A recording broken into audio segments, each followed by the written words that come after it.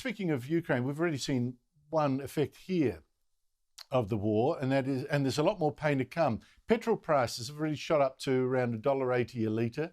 They're going to get much higher, particularly with the United States and Britain and other countries this week saying they're going to ban imports of Russian oil. They're not going to give Putin their cash anymore.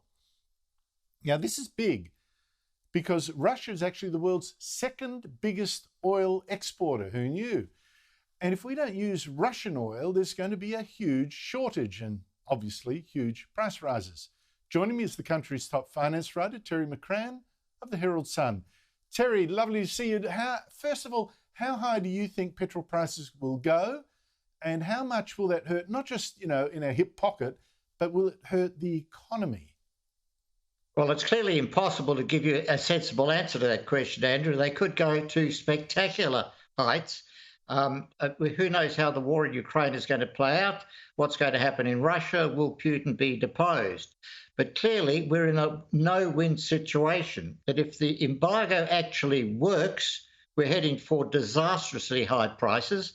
And I could easily see petrol going over $3 a litre, hopefully not much higher than that, but easily over $3 a litre.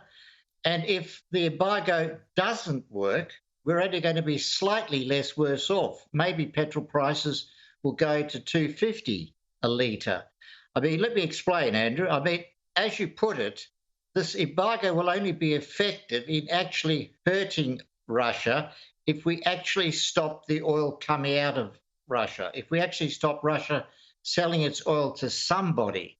Yes, the US and the UK might say, we won't take Russian oil, we'll get our oil from someone else. And if they try to get their oil from someone else, that means that someone else won't be selling it to someone else. So, I mean, there's only so much oil in the market. And if you stop Russian oil coming into the market, it will impact on the price, on the availability of oil, and therefore the price. And people will be cutting each other's throats to get the oil that is available. But so that's the disastrous scenario, that it actually works. We want the embargo to work. We want Russia to actually be hurt and to try and stop it doing what it's doing in Ukraine. But if the embargo doesn't work, if instead of Russia selling the oil to the US and the UK, it sells it to somebody else, and just look across the border at China. China already buys about 1/3 of Russia's oil. It would be very happy to take all the rest of it. It obviously can't take all the rest, but it'll be happy to take a lot more of it.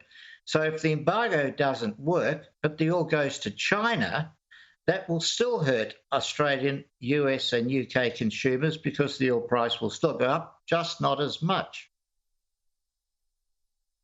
And China, of course, gets cheap oil because exactly. Russia will be a very willing seller. So this is going to backfire, I should imagine, a little bit.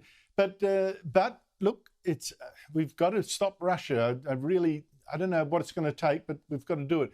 But isn't the answer to this problem of soaring oil prices in the West to crank up our own production of oil? Yet in Victoria and other parts of Australia, fracking for oil has been banned for no good scientific reason.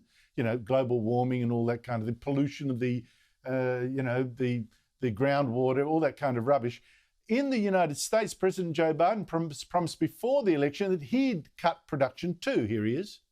No more subsidies for fossil fuel industry. No more drilling on federal lands. No more drilling, including offshore.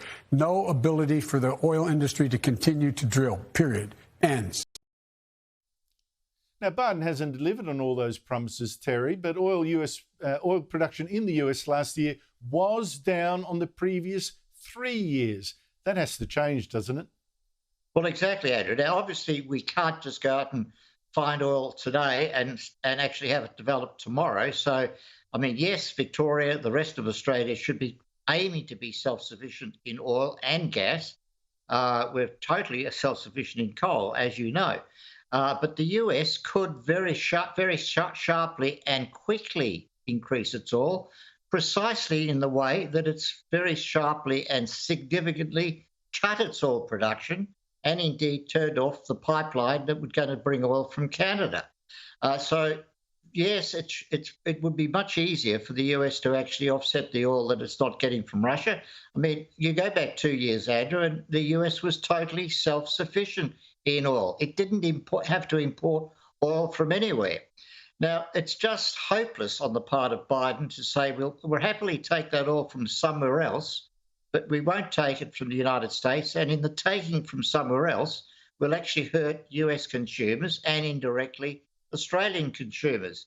Now, we saw this week, Andrew, in the most humiliating spectacle of Joe Biden trying to ring Saudi Arabia, supposedly the US's most important ally in the Middle East, conjunction with Israel, and the United Arab Emirates, both of which are, in the case of Saudi Arabia, the world's biggest oil exporter. In the case of UAE, it's about its third biggest exporter.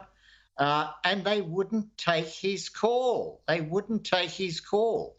The most important person, the most powerful person in the world, supposedly, they wouldn't take his call. They're not going to step up. They're not going to go and increase their production of oil just to help the United States. And in fact, the worst part of that story is they did talk to Vladimir Putin. Exactly. I think, America's decline is writ very large. Terry McCrann, thank you so much for your time.